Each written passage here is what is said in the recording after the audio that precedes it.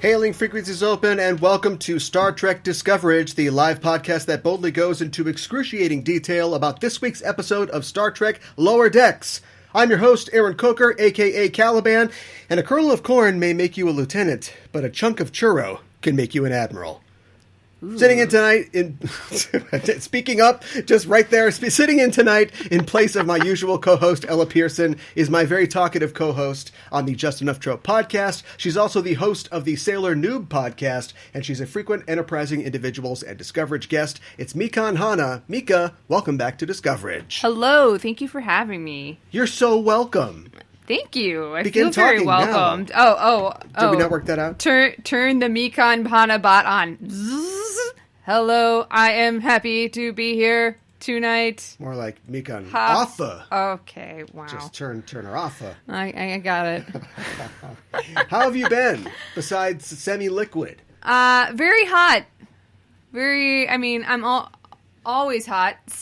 No, I'm kidding. Can't wait for Ella to come back. Yeah, okay. Wow. Should I walk myself out now? Run. Yeah. Yeah, I'm good, despite the world being slightly on fire and extremely warm. But, you know. But there's more Marvel stuff to look forward to. There always is. And so you do that. Yeah, I do a lot of that. I just...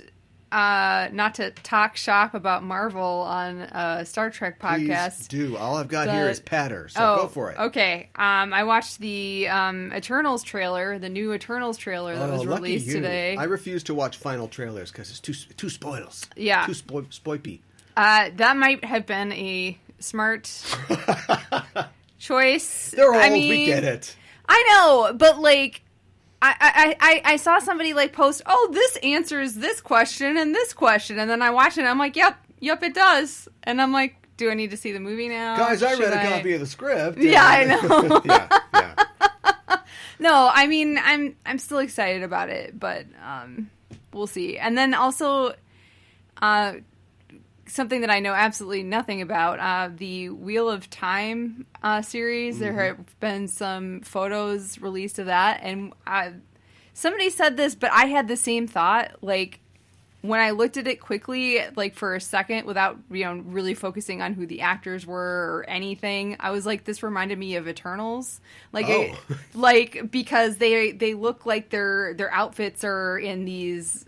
I don't know, they're kind of like stylized Future, in a way. Yeah. Past. Yes. Cyber Camelot. Yeah. Camelot 3000. Yeah, there you go. Comic book. So it just kind of looked similar to that, and it's a group of people, diverse group of people coming together. Through time. Sure. Yeah, very familiar. Yeah, right.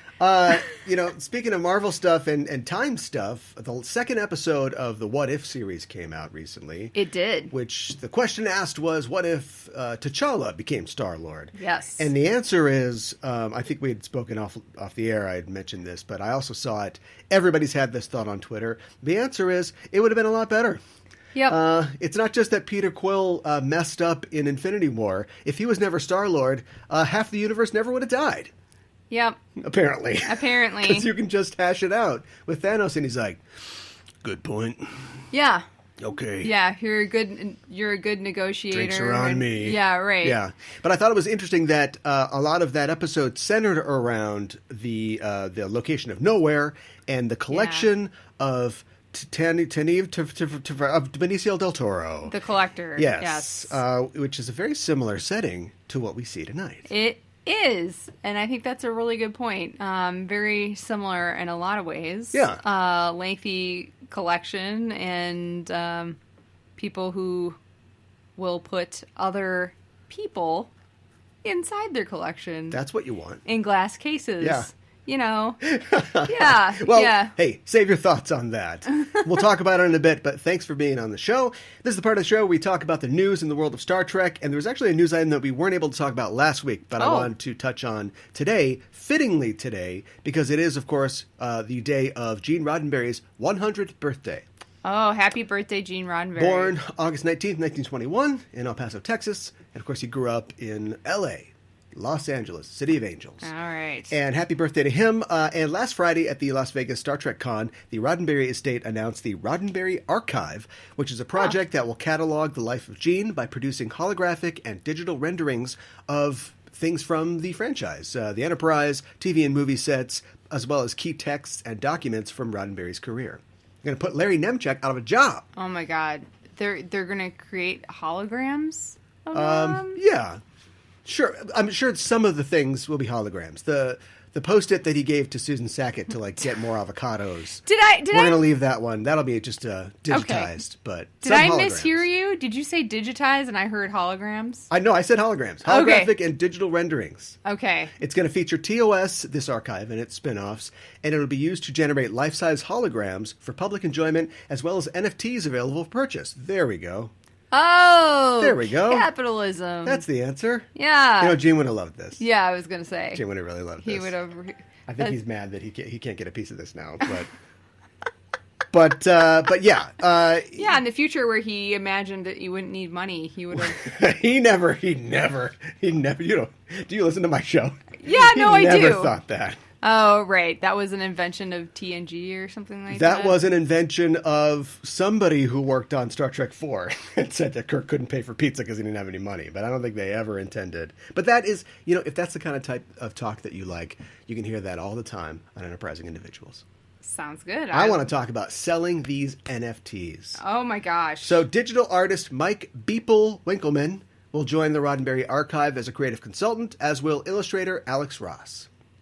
Oh, okay. I like Alex Ross. You think that's weird? I do think it's a little weird. Both of them had similar archives announced earlier this year with the same company that's doing this. OTOY. Okay. Yeah. So are they just on retainer then? Is there a contract? I think they were just helping out. These real boosters. Yeah. Wow. Beeple, obviously, maybe you haven't seen Beeple. I know that he's been on the Corridor Crew on YouTube, which is, okay. I know you like that channel. Yeah, I do. But Beeple's a digital artist. He recently sold an NFT for $69 million in change. What? An NFT which was a collage of, I think, 5,000 different digital arts that he did.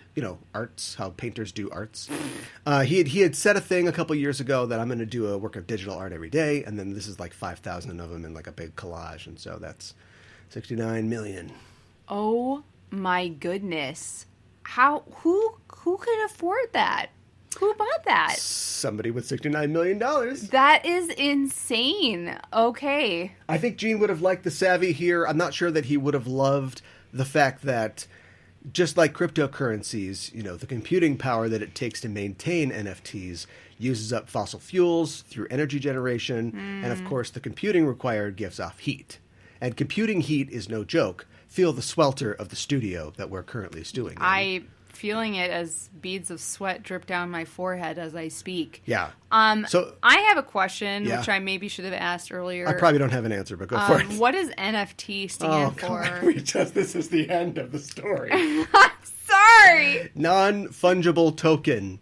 And what it means is you take an item, a digital item. I don't think they found a way to make physical things. They don't have the Tron gun yet, but a digital item like a JPEG, or a piece of digital art, and you tie it to the blockchain, which is to say that it has an individual, signifier, an ID that says that this is the original one. So this one is yours. Right. Then you pay money for it and you have it forever. And you say, yeah, but I saw a picture of the thing that the guy bought. Don't I have it too? And I go, yeah, but you don't have $69 million to spend. You don't have the original. So it doesn't, Okay. But the thing is that like all the things of the blockchain and all the Bitcoin mining, all of this takes cycles of computer power, and it all leads to, Beeple, to his credit or to his, I don't know, Beeple has responded to criticisms about this. This is a Star Trek show. Yeah. Maybe they'll get people on there. They'll mention the great artists like Picasso, Michelangelo, Beeple. Beeple has said that from now on, all of his NFTs will be carbon negative because he has $69 million to buy carbon credits against it. So somebody will plant a little tree somewhere while Okay. The server farm melts the ice caps. Gosh, well, I hope it evens out at the very least. I mean, how do That's you the idea. Yeah. That's the idea. Yeah. Okay. Well, anyway, I look forward to the probably really cool exhibit that'll be coming to the Science Museum near me. Well, I'll get to see a lot of this stuff. Yeah, me too. And I hop we don't heat that. up and sweat while we are. What if you're they crank up the heat? Yeah. That's what Greenpeace is up to these days. Yeah. Save your cynicism. We'll need it for later. All right. We've just seen the second episode of the second season of Lower Decks, an episode called Kayshon, His Eyes Open. And we're here to talk all about it. But first, as always, a warning. We're setting a course for the spoiler zone listeners, so be warned. We're glad you've decided to join us, but if you haven't seen the episode, spoilers are incoming. The official synopsis for Kayshon, His Eyes Open is, our lower deckers have trouble bonding with Ensign Jet Manhaver. That's how they say it, right? I think so. Okay. Who has been assigned Boimler's bunk and shift duties. Uh-oh. Meanwhile, we get a glimpse of Boimler's life on the USS Titan, which is more intense than he thought it would be. The episode is written by Chris Kula. Kula is a co-executive producer on Star Trek Lower Decks and recently signed an overall deal with CBS Studios, presumably to develop animation. He's written previously for shows like Mad TV, Community, and At Midnight. Okay. And it's directed by Kim Arndt. Arndt is a storyboard artist and director who previously directed the Lower Decks Season 1 episodes Veritas, Cupid's Errant Arrow, and Envoys. The start date for this episode is 58001.2, and we don't have a lot of facts about this episode. Sometimes there's things to know. I didn't get a chance to really cook anything up, but I did come back with some of the voice actors in the episode. This episode features the voice talent of Rich Fulcher as the Pakled captain. Rich Fulcher is known for The Mighty Boosh and Snuffbox. Okay. He's that American actor that gets to do the fun BBC stuff with Matt Berry. Sure. And, God, I always wanted that role, you know? Be the fun American. Yeah. I just figured, I'm going to move to Britain. I love fish and chips. And they got to need an American, right? Yeah, right. There's a million guys like that. Probably. There's a million guys like me in audition rooms all over London. Marcus Henderson returns as Jet Manhaver. He appeared previously in Cupid's Errant Arrow and as a background character in Temporal Edict. And Lieutenant Kayshon is voiced by Carl Tart. Okay. And the voice of Guild Chairman Siggy is Eugene Cordero. I know that name. He's the voice of the Henderson.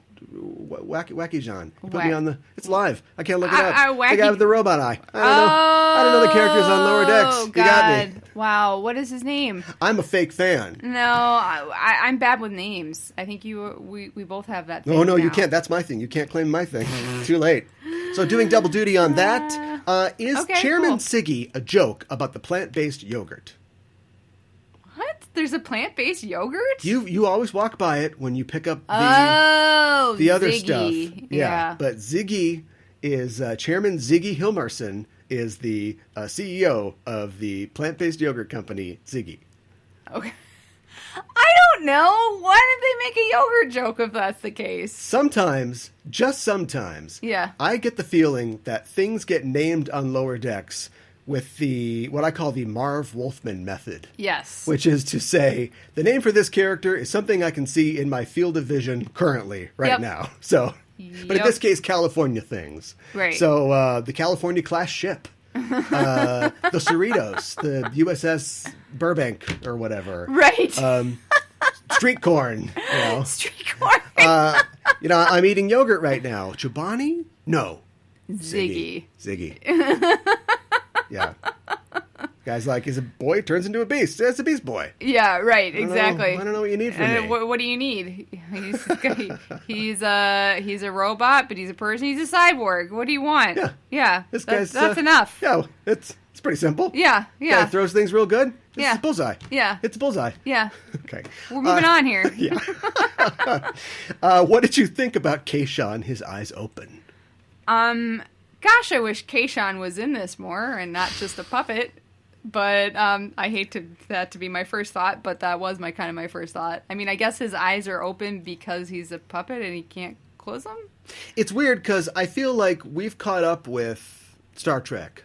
It was always ahead of us. It was always ahead of us.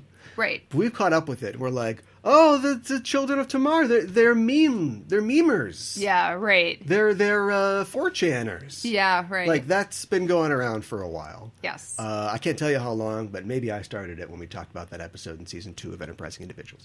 Let's just say that. We'll start there. Sure. Okay. 2017. So anyway, and the thing is like, okay, so you're going to bring a Tamarian on, and we're going to do the thing. Yes. Right? Right. You have to. So what do? And if the answer is like not a lot, you could write for Lower Decks. Yeah, I know. I'm a little disappointed with what they ended up doing. I am too. And the thing is that this show has never, ever had a problem taking the jokes that we've been telling ourselves for years about Star Trek. Right. So, like, you know, oh, would you like being on the Enterprise? Oh, you missed the string quartets? Blah, blah, blah, blah, blah. All the jokes that have been going around the internet for 30 years. Yeah, right. They're just totally happy to just vacuum those up. And they'll run out maybe in season 4 or 5, and maybe we'll get some new jokes. That's how I feel. But you think, like, okay, so you bring the Tamarians in. There's got to be some stuff out there you can do. Maybe you can't reference, like, memes or GIFs or something specifically because of the time setting. But I don't think that's ever stopped them before, right? No, I don't feel like it has either. So, like, I wish that they had come up with a little... I mean, he's, like, his name is the title of the episode. Yeah, right. He's a walking meme. Like, maybe some of the things that he said could be on T-shirts later or something like that. I don't know. What if instead of a puppet, which I think at first blush feels really funny, like Peanut Basket, what if he becomes something that somehow in some way references the memes, the lulls? Okay.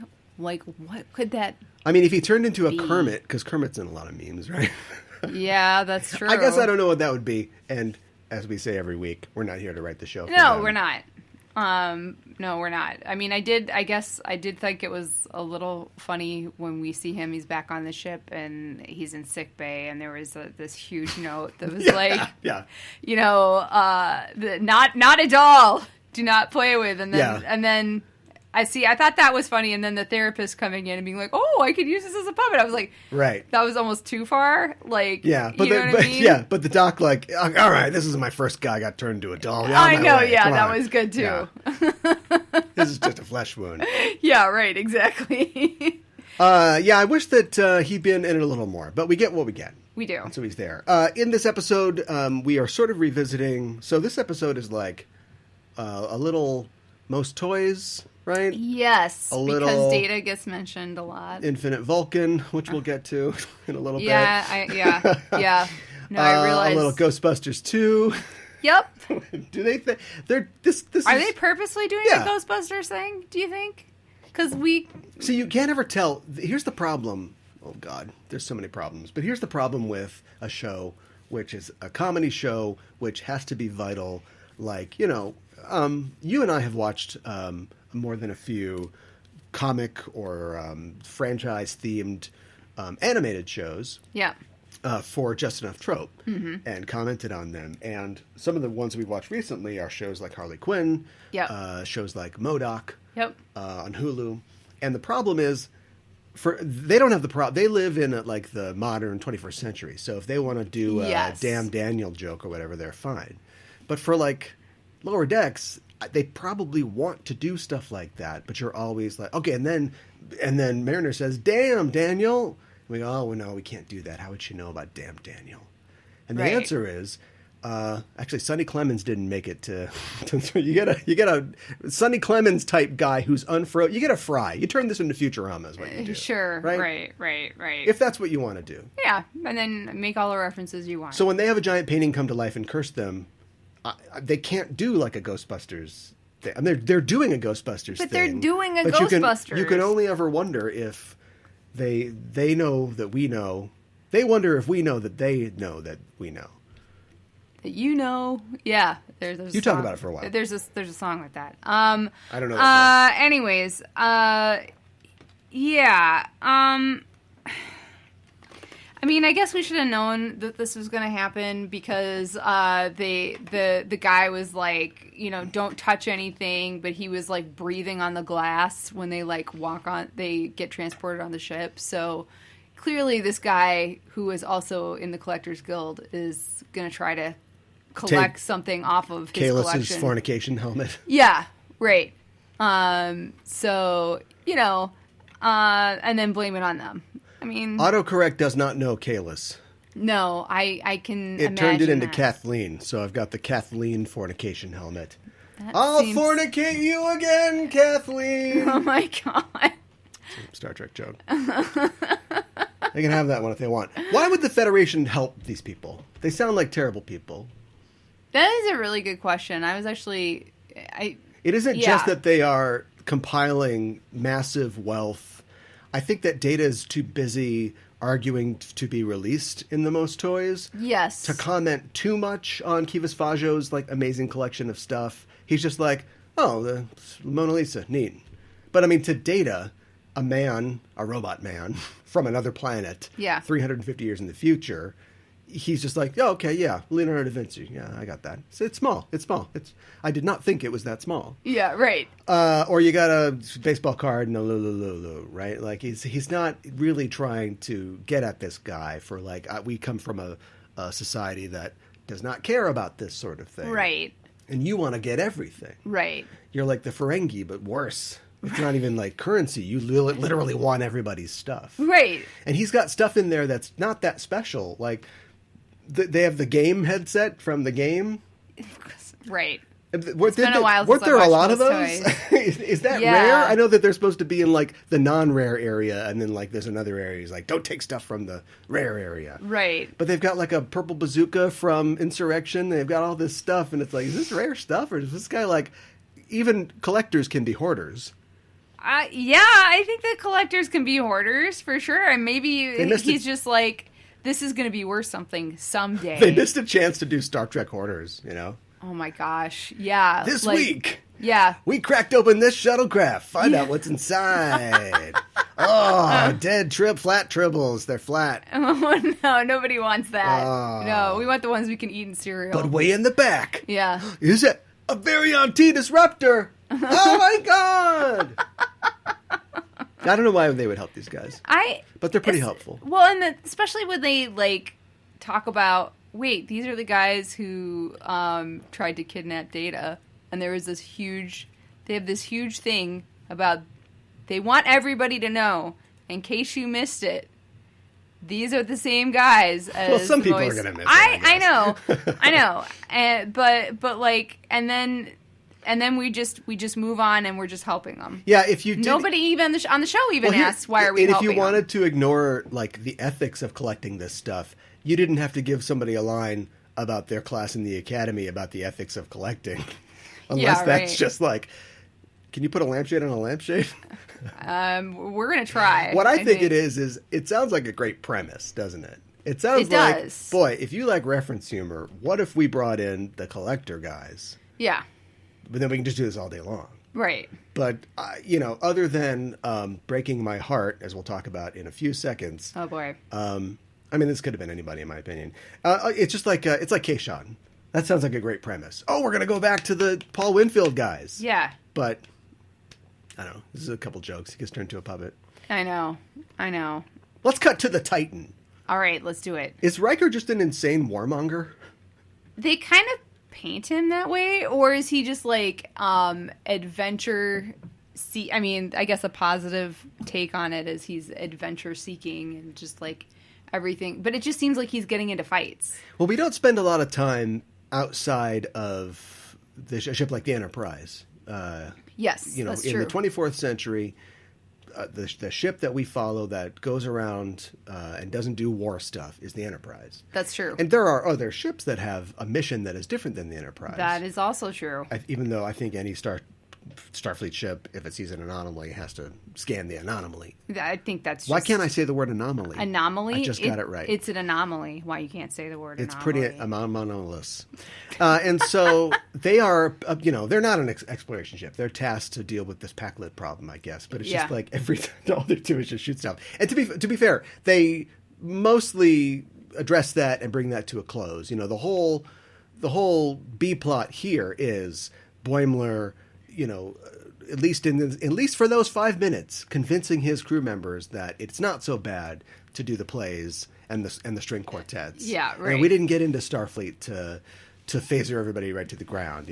We got into it to explore. Yes. And to seek out strange new worlds. Yeah. Now let's shoot at these guys as they come through this door. Yeah, it was a nice moment, and then it was over. They had the moment at least. Yeah. And like the second they mentioned ionizing cloud from the Thomas Riker incident. Yeah. Did you think that just Boimler or all of them would be duplicated? I guess I just thought Boimler would be duplicated. Yeah, you were right. And like as soon as he got the idea and he just went for it.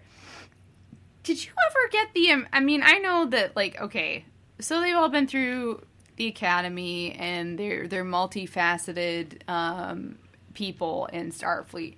But I always thought of Boimler as being more of like a book and factoid nerd and like more like strategy. Like I didn't think that he necessarily knew a whole lot about what is the word? Animal husbandry. Well, no, transporter. Oh, I don't know. Everybody knows everything. Yeah, okay. I guess that's just a stupid thing that I'm... Some blue shirt goes down, Captain Picard runs over, types in the commands that we need to scan the anomaly or whatever. Yeah. Everybody kind of knows everything. Okay. So, I guess it makes sense that he thinks of that and then he just automatically knows what to do. It's Star Trek. I know. I don't like that explanation, but I do think that is an explanation. Yeah. I think that something that I don't I don't know if this is intentional. It's just like Ghostbusters. I don't know if this is intentional or unintentional, but excuse me. The Lower Decks and the characters on it. Yes. Whether they want to be or not, and I know the show's canon. Mm-hmm. I'm sure we're all going to stick with that. Yeah. Is that the characters are a commentary on Star Trek fandom. Yes. Right? The characters are Star Trek fans. Yeah. Myerender's a Star Trek fan. Rutherford, I know his name, is a Star Trek fan. Rutherford. They're all Tindy. They're all fans of Star Trek. Yeah. Now, like Jim Kirk couldn't be a fan of Star Trek. He could be a fan of Garth of Izar, or like Neil Armstrong or something. He's like, I'm going to go out there. But there was no like there yet. Yeah. But a guy like Boimler grows up and he reads the apparently declassified logs of the Enterprise and the other ships like they were Star Trek novels. Yeah, that's true. He's got a pocket full of pocketbooks. Good point. And so when he goes out there, he's going to do everything like, and that's I think that's fine for a character, but every character on the show is like that. Right. You know what I mean? Yes. If you started a new Star Trek spinoff and you had one character who's kind of bookish and really wanted to like succeed. Oh, I'm just describing Tilly. And like thought about like, the captains of old and how they wanted to be like them. But like this and Discovery to a large degree, even though it's set in the past of this, it's all about this mirror on fandom. Yeah. Is that good or bad? Is that what we want to see? I guess that's what we want to see. I don't know that that's what I want to see. Well, I'm old and I'm cranky, so I probably don't want to see it. But I understand that people do want to see it if that's what they want to see. Yeah, I understand that too, I guess. But I guess I go to Star Trek for Star Trek, not for Star Trek fandom. Really? You've never been to a con? No. Let me rephrase pictures that. of you at a con. Let me rephrase that. I like Star Trek fandom, but when I watch Star Trek, I want to be immersed in the world of Star Trek, and not necessarily feel like I'm at a con. Is that weird? Let me say something for you that you will absolutely steal and say to somebody else later. It's so good. Okay. I've heard a lot of talk about Star Trek being a place, being a destination. Mm-hmm. And I don't think that that's right. I think it's like Asgard. It's not a place. It's a people. It's a feeling. There's a certain kind of Trek story that gives you the Trek feeling of humanity, of equality, and exploration, and the wonder of discovery. That doesn't have to be on... That's why you can have episodes where Jake and his dad sail a weird ship, Yeah. through the space or whatever. Or you can go to Mark Twain, Mr. Data Times. Yeah, right. Or you could go to an office of a small sci-fi publishing company in the 1960s. Right. Like, that's why you can. Those are still Star Trek stories. Yeah, of course they are. I think like hum of the engines and bleep and Mr. Johnson raise the shields. That's Trek as a destination, and that's not. We've got a lot of that going on right now, and it's satisfying. It's satisfying for a lot of people, but I think going forward is the other thing. Yeah, which I don't have a good name for, so maybe you won't tell this to somebody else. The other thing, which is a feeling. The Star Trek feeling. I'm hooked on it. Let's talk about hearts breaking. Okay, let's do it. Here's the little heartbreak. Uh-oh. You see, there's a trombone in the collection. Okay. Right? Uh-huh. And later on, we see a trombone in Riker's ready room, obviously. Uh-huh. But remember, he gave his trombone to Thomas in Second Chances. Oh, no. Does this mean that Thomas Riker's not with us anymore? Or at least he lost the trombone? I think at least he lost the trombone. I know. He went to a Federation penal colony, and they impounded all his possessions. And somebody, one of those rat aliens, played by James Cromwell, got his hands on it and then sold it to Kivas Fajo or one of the collectors. Gosh dang you! This is Thomas Riker's trombone. Yeah, right. I mean, I think if he was dead, wouldn't we just see him blood on it in the collection? Blood on the trombone. Or blood on the trombone. Yeah. Yeah. Oh, he's in the collection. Yeah, he's in the collection. There you go. Yeah. You'll never get your hands on Riker. He's on the USS Titan, but you can have Thomas Riker. Yeah. Right. Right. We have Riker at home, kids. Yeah. And then the biggest heartbreak of all, that was Spock's 2 skeleton, wasn't it? You bastards. Why would you kill Spock too? I don't know. I know it's been 100 years since the Infinite Vulcan, but he could still be alive. We don't know how long he would live. Why are his giant bones moldering in a spaceship somewhere?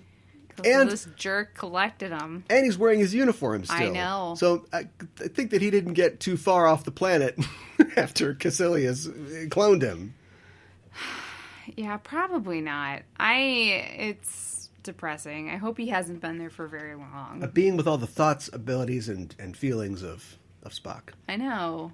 Let's hide in his skeleton. I know. And they aired it on Roddenberry's birthday. I guess it's Roddenberry. I guess it's Roddenberry's birthday. It's not Leonard Nimoy's. It's more a thumb in the eye of Walter Koenig than Gene Roddenberry. Yeah, you're right. One last from the grave. Yeah. No, you can't be in the animated show. Boink. Oh my gosh. Ah. He always does that. Any other references that you found? I mean, we can just place about the reference. They had the Excaliburs. I don't even know. Who are rock monsters. I didn't know they had bones, but apparently they do. Okay. Yeah. All right. From the Savage Curtain. AKA the Abraham Lincoln episode. Yeah, gosh. Which I don't think I've actually... I have not seen that one yet.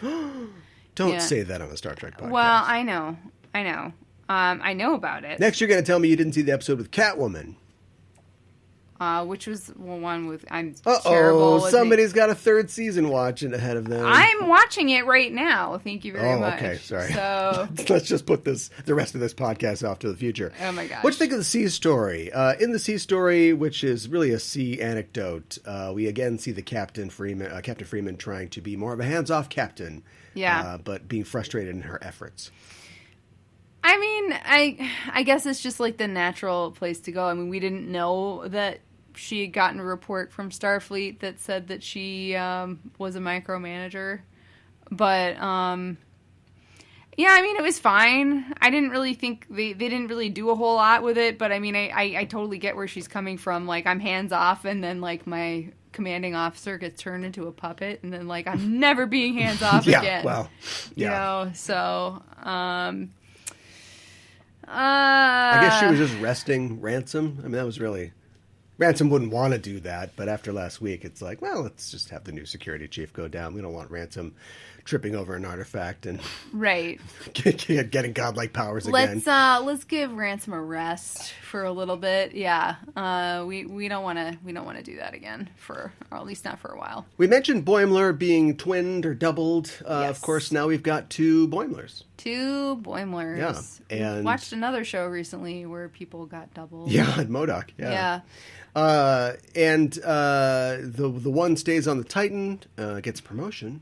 And insofar as there is an hour, I was amazed that they did a thing with 2 guys and they didn't immediately put maybe there's 2 Rick and Morty, put red X on one of them, Yeah, right. Or have one guy Pac-Led cut my finger off, so we know there's a difference. Which is which, yeah. Because if they don't tell us which one is which, then it doesn't really matter. Like we always in the Riker story, we always know that the guy in the yellow is Thomas Riker. Right. They never get switched up or anything. Right. I think that was a temptation for them in writing the script, but they're like, it doesn't really matter. It's not really what that is about. And this is kind of not about that as well, but I don't know which Boimler came back. I was thinking about that, speaking of other shows, yeah. Season 3 of Rick and Morty had a big thing with that, didn't it? With the clone Beth. Yes. So do you think that who the real quote-unquote Boimler is will become important as the series goes on? I think that could be an interesting turn. So yeah, I mean, I guess I kind of just assumed, but maybe this is the boring choice, that the one who came back to the Cerritos was the original Boimler. Because, he probably was.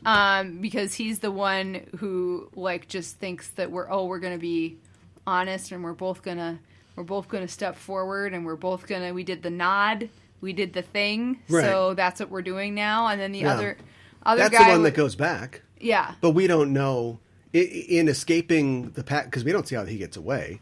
In escaping the Pac-Lids, did that somehow change William Boimler, so that he would be the guy who takes the promotion and doesn't? Or is that the real Boimler? Going through that experience makes him think, you know what, I am good at inspiring people. Maybe I'm going to stay here. And the other one is like, I'm going back, but he's not. He's not the original. Quote-unquote original. Yeah. Because in Second Chances, there's 8 years of difference between them, right? Yeah. This is 8 seconds. So yes. They are the same person. They are the same person. You're right.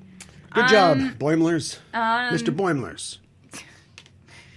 Yeah, and then I guess Rutherford made a bet that that's what he was going to do. A bet for what? That he was going to... No, I know. I mean, a bet for what? A transporter. What did he win? They don't have any money. Didn't she gave him something. Right. I don't know what she gave him. Give him an isolinear chip or something like that? Yeah, I don't know. I'm not going to freeze frame it. Yeah. I think it would be interesting if they did follow up on that and we looked at that closer. Yeah. Oh, we're going to have to see that again. Right? We'll definitely see that again. Yeah. Yeah, and then I felt bad for the new ensign guy that, but of course, Mariner was like, oh, my friend is back. And, that wasn't that surprising. So, yeah. I wonder if he'll show up again or not. So. Manhaver? Yeah. Yeah. Was his name, his first name was Jet. Jet? Yeah. Yeah. He's got a space name. There we go. Anything else that you wanted to say about Kayshon, His Eyes Open? Kayshon, His Eyes Open needs to get some better lines to hit on ladies, apparently. Mika, When the Walls Fell. Yeah. I think that's it for our show this week. Thanks for joining us, listeners. If you like what you hear, you can follow us on Facebook and Twitter at EISTPod for updates and to get notified when new episodes of both Enterprising Individuals and Discoverage are released. And you can tweet to us on the show by using the hashtag Discoverage or email us at eistpod@gmail.com. And while you're on the internet, why not head to your listening platform of choice and subscribe to our show feed. Give us a rating and a review because it really helps us out. And if you want to help the show grow, stop by our Patreon page at patreon.com/EISTpod. And as always, if you like the show, tell a friend. Discoverage will return on August 26th for the 3rd episode of Season 2 of Star Trek Lower Decks entitled, we don't know what's it's entitled. Really? It hasn't been announced yet. That's unusual. No, not really. Oh, okay. At the beginning of the season, but in a week or two, probably tomorrow or tonight, they'll release another 4 or 5 episode titles. Okay. That's okay. We'll be back to cover it next Thursday. According to IMDb, Jet Manhaver will return in episode 3. Oh, okay. Well, there you go. So we will be exploring that, it looks like. Okay, sounds good. Will they add a 5th person to their crew? Yeah. You know? Is there room? Yeah, right. God only knows. Yeah. Is there enough elote for everyone? Yeah, right. We'll see. We'll see next week. You can follow us on Twitter or on Facebook at EIST Pod to get notified when we're live and broadcasting. And in the meantime, check out our main show, Enterprising Individuals, at enterprisingindividuals.com. Every Wednesday on the show, I and a special guest discuss in excruciating detail a selected episode from a Star Trek series. We have news from the Trek sphere and interviews with special guests as well. Our latest episode just dropped, and on it I'm joined by Connor Speak of the Rocket Man Explorers podcast. And Connor has a degree in political science, and together we tried to answer some of our own questions about how the government of the Federation operates and what it is that the Federation president does exactly. Good questions. Thanks, Jerichinho. You can hear that episode at enterprisingindividuals.com or wherever you get your podcasts. Mika, thanks as always for joining me to talk about tonight's episode of Lower Decks and remind people where they can find you online. You can find me at Mikan Hana on Twitter and justenough.trope.com. Awesome. And yes. What are you talking about? What's coming up on Just Enough Trope? What are you talking about in the future? Well, I think we'll be talking about Shang-Chi at some point here. Oh, you mean Shang-Chi? Shang-Chi, yeah, sorry. Sometime in the near future. So I'm excited about that. We'll be reading some comics. Yeah. Which I'm also excited about because I'm not super familiar with the character. So I'm excited to get to know the character better before the film comes out. Yeah. It's one of those things where it's just put you have to put up with the kung fu exploitation type thing. It's not written generally or drawn generally by Americans of Chinese descent, and they're doing what they can to sort of take the old Fu Manchu stories and put that chopsaki kind of twist on it, and you're just going to have to kind of bite your lip. And it's not terrible, but there's a lot of stuff. It's like the idea of the Mandarin, like just the idea of the Mandarin is like not a really great thing, but. No. That's what's so cool about the movie and the reimagining of the Marvel universe that we see in the Marvel Cinematic Universe is that they go, what? We just recontextualize this. Yeah. And it doesn't have to be this yellow peril thing. We got an amazing Chinese actor to ground this in Chinese history and try to make up for Mulan. Yeah. Oh, God. The live action You think Mulan. Shang-Chi will do good in China? I hope so. Yeah, I think it potentially will do really good in China. I'm interested to see. I'm interested too because I feel like China is like they either love or hate things that take place in China that are films that don't come from China. You know what I mean? Yeah. And understandably. So it'll be interesting to see where they come down on this. But I think that overall, I think that they like Marvel. So I think probably it's going to do pretty well. That's going to be my educated guess. So yeah. The thing I learned about China from Big Trouble in Little China is that China is here. What does that mean? I don't even know what the hell that means. I don't know. Like they were in Little China, so it was their home. Like, in the heart. In the heart, yeah. Okay. Yeah. All right. Jack Burton and Mika wouldn't get that, but that's what makes them cool. Oh, thanks. Well, that's both it for us. wearing tank tops, so Tell me more. Thanks for listening, and you have a knife in your boot. Thanks for listening, everyone. We're signing off. This is Aaron for Mika saying, live long and prosper.